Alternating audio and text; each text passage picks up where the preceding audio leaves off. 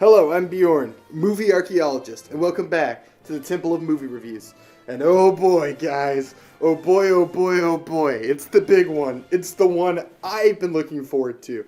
I have been searching for this artifact for so long, and at long last, I finally have it. Five Nights at Freddy's the movie. Ever since they announced this thing, I have been looking forward to Five Nights at Freddy's the movie. Is this because I am a fan of Five Nights at Freddy's, the franchise? No, it's quite the opposite. I kind of think this franchise is a mess. I never got it. Now, I know that's going to piss off some fans of the franchise. And look, guys, I'm going to come at this from someone who doesn't like Five Nights at Freddy's and who has some positive things to say about this movie, which might surprise some of y'all. I don't like this movie for the reasons they think I should. So I'll just get this right out of the way. This movie was a blast. It is so bad it's good, I thought.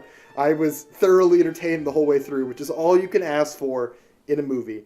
All I ask for when I go to a movie is to smile while watching it. And I did smile while watching Five Nights at Freddy's the movie. I thought this movie was really fun. It's terrible. I think it's, like, especially as a horror movie, it's absolutely terrible. Every single time they try to do horror, they fall flat on their face. Like, literally, there's one good scene where someone gets eaten in half and you see half their body fall. And I was pleasantly surprised that they showed even that amount of gore. But for every other scene in the movie, a character just goes boo at the camera, and then you just cut away to the next scene. The editing, terrible. It's actually kind of impressive. There's just weird, jarring cuts. This movie starts with a disconnected scene, but the first real scene of the main plot is a character waking up to their alarm clock. That is hilarious.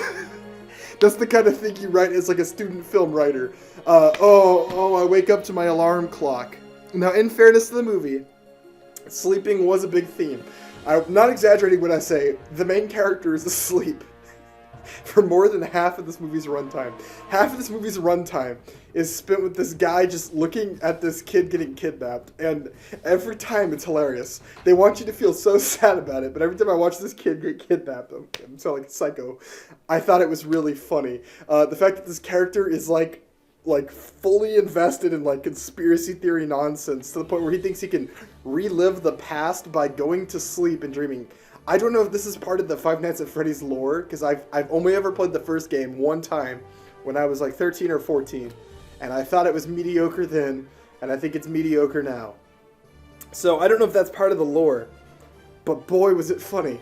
There's other just things in it that are just really awkward. Like, spoilers for the whole movie. Spoilers for the whole movie. Honestly, even if I spoil it, it won't lessen your enjoyment of the movie. I recommend this movie for all the wrong reasons. I had a good time watching it, and I don't know if that's going to be just me. It's a bad movie. Like, I think pretty objectively it's a bad movie, but I was entertained by it. So there's a scene where, right in the beginning, Josh Hutcherson's character, and Josh Hutcherson, he's pretty okay in this movie. I actually like the guy. I feel bad. He got typecast. So it's always good to see someone like that getting work. But Josh Hutcherson's character sees a kid, and the kid is standing alone, and he's having this very bizarre conversation with this lady who I think is trying to flirt with him. I'm not sure. She's like, oh, you should get this double chip rainbow swirl ice cream. And it's just like, the fuck, but he keeps looking over at this kid. It's like, there's a kid all alone. His spidey sense was going off. For no reason, he seems to think something terrible is going to happen to this kid. Then all of a sudden, this guy aggressively grabs the kid, starts dragging him away, and the kid starts crying. So, let's play like Jeopardy. Like, what are the three things that could possibly happen after this scene? A, Josh Hutcherson walks up to the guy and asks if it's his kid. Josh Hutcherson, who's the security guard, stops the guy and asks the kid if this man is his dad. Josh Hutcherson tackles the man into a fountain and proceeds to beat the shit out of him without asking any questions. If you guessed C, you'd be correct. Josh Hutcherson runs at this guy like a motherfucker, tackles him into a pond, and then proceeds to beat the living shit out of him. For no reason. It was such an escalation. And then we're supposed to feel bad for him. But that was so insane. Like, I thought it was supposed to be a punchline at first. Like, I thought it was going to be in his head. But no, he just gets fired. And of course, it turns out that kid, it was like his son. That guy was just the dad.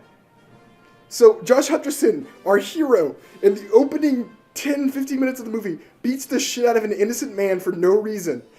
And I was in. Like, I was like, oh, I'm fully invested. And then after that, they have this aunt character who they have to make literally cartoonishly evil all the time, or else she would make too much sense, because everything she says is objectively correct, and even Josh Hutcherson agrees. Like, she's like trying to get custody of his sister who he's raising, and she keeps pointing out, like, yeah, he's clearly unstable. He beat the shit out of this guy, and I was like, yeah, preach it, lady. You're absolutely right. This guy is insane. There's so much other crazy shit that happens in this movie. So that's like before we even get to the fucking Five Nights at Freddy's stuff. We're already in cuckoo crazy town as far as my entertainment value. Shortly after that, crazy aunt who's trying to get custody of the kid briefly discusses having Josh Hutcherson's character killed for no reason, and then decides that they're gonna have a bunch of guys go trash the Five Nights at Freddy's place where he's working.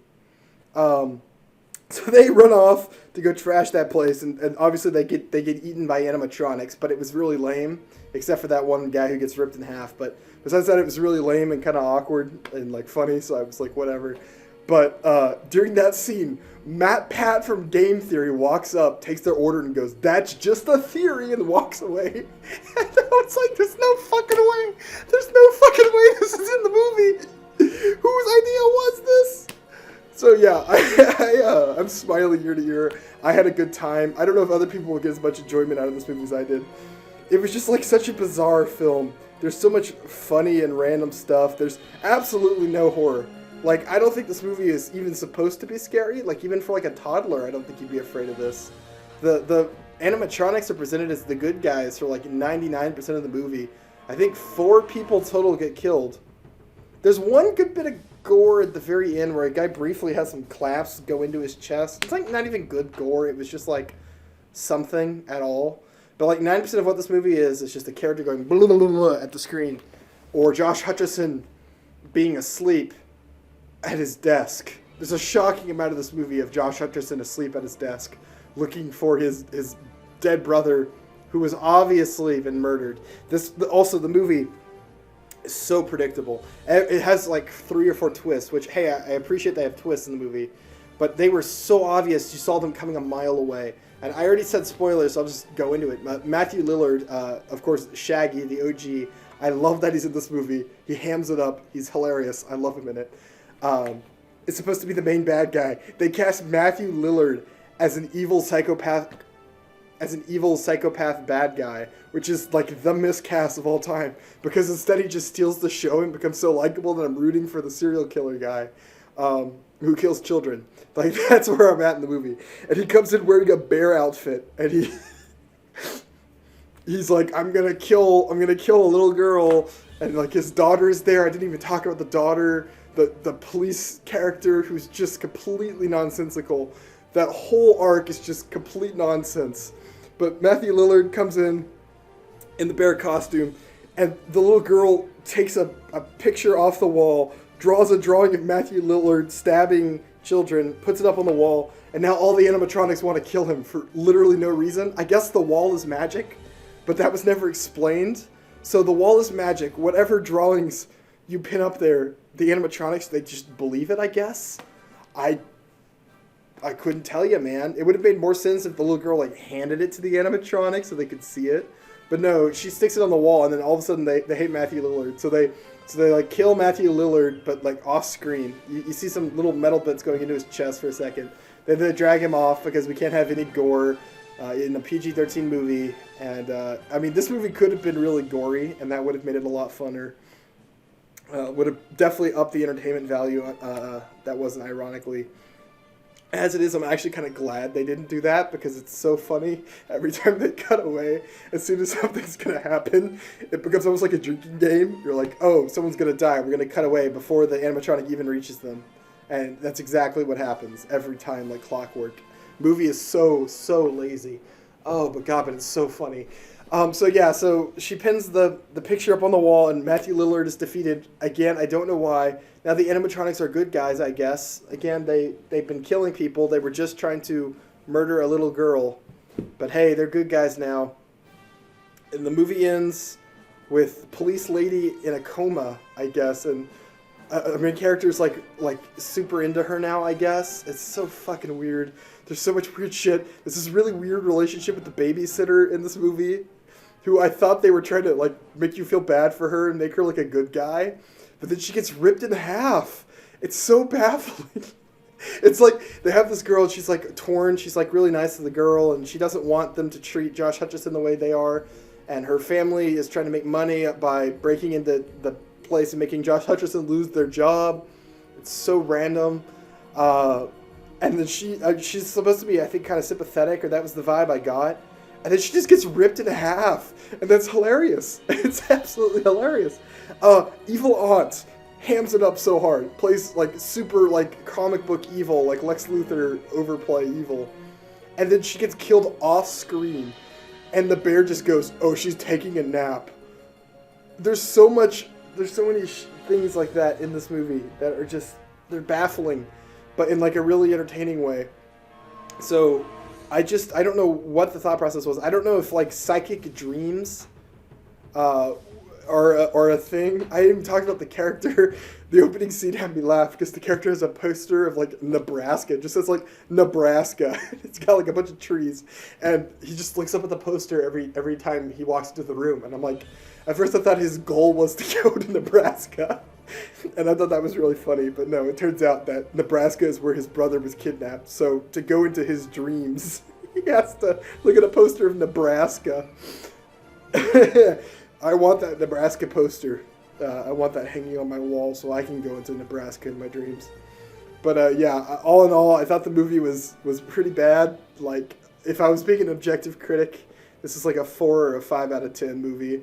Just kind of lame all around. The animatronic, I think they're practical, and they look really good if they're practical. They look kind of fake, but in like a way that like feels intentional. I like that. But if I was empirically reviewing this 4 or 5 on an entertainment value, 7 or a 6. I mean, it's still not great, but like I was entertained by it. I'm able to talk about things that happen in it because they're insane. So I might recommend this to you if you kind of enjoy shitty bad movies. This kind of falls into the shitty bad territory for me a lot of the time. And the way a lot of really shitty horror movies don't. And I don't know if that's just because every time they show the animatronics, they're so unscary that they kind of become funny. Like they're slowly moving towards someone, and the guy's like, oh no, and then they trip and fall, and then the animatronic goes blah, and then they cut away, and it was hilarious every time. So yeah, Five Nights at Freddy's, bad movie, but entertaining. I would actually recommend this. I had more fun in this than I thought I would.